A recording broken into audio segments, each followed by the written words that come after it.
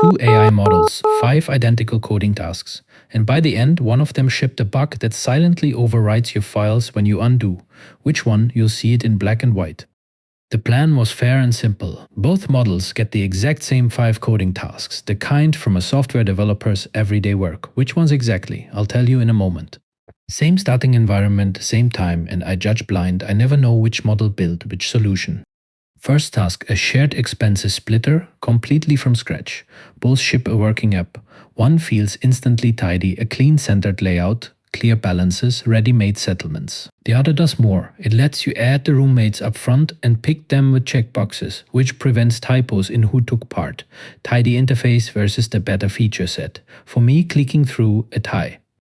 Clicking through, because my QA reviewer dug deeper and found 2 things in one of the apps you can't see in the browser: a security hole that lets someone inject foreign code, and expenses that get half saved on an error and corrupt the balances. Pretty enough quickly turns into I wouldn't deploy that.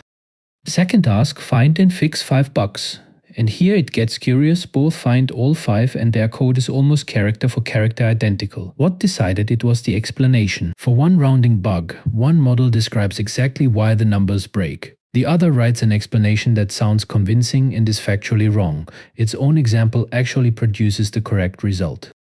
Third task, revealed this coffee landing page pixel perfect from a screenshot. Both come remarkably close. One nails the colors and headings in detail, but squashes the page in the middle. The other holds the page rhythm perfectly. It botches the coffee cup, it looks sliced apart. And one detail, both miss the logo with the pointed corner at the bottom becomes a plain rounded box in both.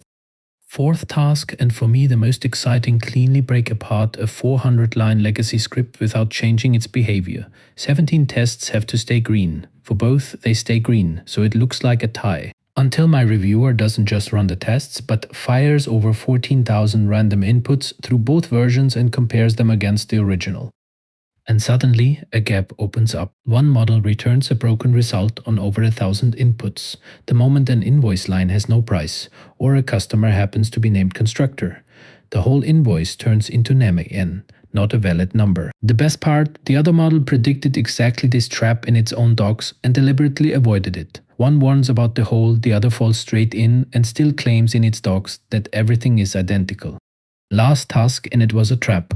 The brief just said, build a tool that organizes my files, nothing more. One model pauses and asks the right questions, which files, where to move or delete, and delivers a safe default design along with it.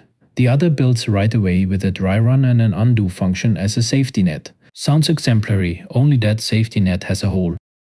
I tested the undo function. You organize your files, then create a new file with the same name and undo the operation. Instead of warning you, the tool silently overwrites your new file with the old one. The very thing a file tool should protect against, it does itself. My gut said the build tool wins because it ships something. After this test, I flipped that.